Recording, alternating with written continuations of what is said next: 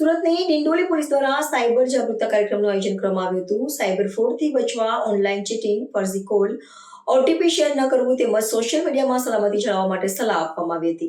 Dindoli police દ્વારા cyber જાગૃતતા કાર્યક્રમનું આયોજન કરવામાં આવ્યું હતું। કાર્યક્રમમાં લોકોને સાયબર ફ્રોડથી બચવા અંગે મહત્વપૂર્ણ માહિતી આપવામાં આવી હતી। ઓનલાઈન છેતરપિંડીના વિવિધ પ્રકારો અંગે લોકોને જાગૃતિ કરવામાં આવ્યા હતા। ફર્જી ફોન કોલ, મેસેજ અને લિંકથી સાવચેત રહેવા સલાહ આપવામાં આવી હતી। પોલીસે કોઈપણ વ્યક્તિ સાથે ઓટીપી, પાસવર્ડ કે બેંકની માહિતી શેર ન કરવા જણાવ્યું હતું અને સોશિયલ મીડિયાનો ઉપયોગ કરતી વખતે સાવચેતી અને સુરક્ષા જાળવવા માર્ગદર્શન અપાયું હતું। સાયબર ગુનાનો ભોગ બનતા લોકો તાત્કાલિક પોલીસનો સંપર્ક કરે તેવી અપીલ કરાઈ અને કાર્યક્રમનો મુખ્ય હેતુ લોકોને સાયબર ગુનાઓ અંગે જાગૃત કરી સુરક્ષિત બનાવવાનો હતો। કેમેરામેન હકીમ શેખ સાથે વસીમ હાસમીનો રિપોર્ટ, આઝાદ ન્યૂઝ, સુરત।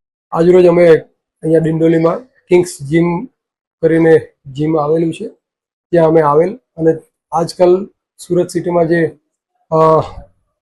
વારદાતો જે થતી જાય છે, જે ગુનાહિત પ્રવૃત્તિઓ વધતી જાય છે, એના સંદર્ભમાં જે યંગ બ્લડ છે, જે બધા યંગ જનરેશન છે, એ લોકોને થોડું સલાહ સૂચન તેમજ સાયબર અવેરનેસ માટેની સલાહ સૂચન આપવા માટે આવેલ હોય અને એનો સેમિનાર આપેલ હોય, જેમાં લોકોનો સારો પ્રતિસાદ મળેલો અમને અને જરૂરી સૂચનો આપેલ હોય।